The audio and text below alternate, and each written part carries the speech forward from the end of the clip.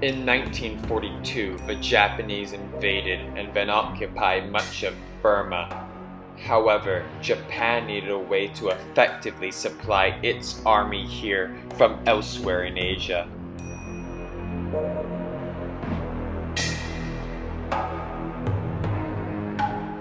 As sea routes had become dangerous, Japan decided to begin construction of a railway that would eventually stretch over 250 miles through Burma and Thailand.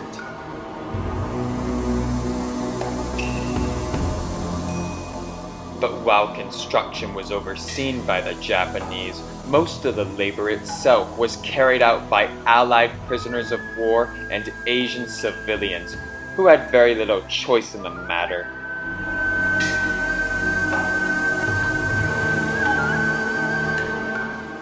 These unwilling workers toiled for 12 hours, 7 days a week.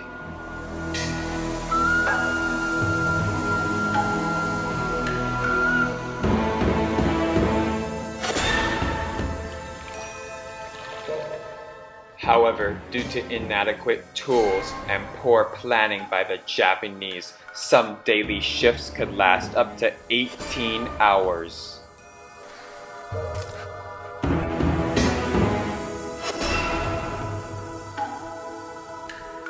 In addition to quite literally being worked to death in many instances, the construction laborers were also beaten and abused by their captors on a regular basis.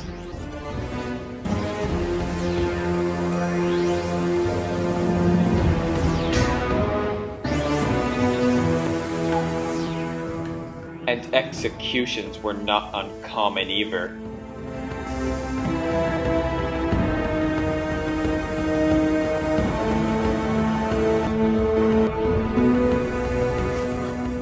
Furthermore, many others perished from diseases such as malaria or from malnutrition, as workers were underfed.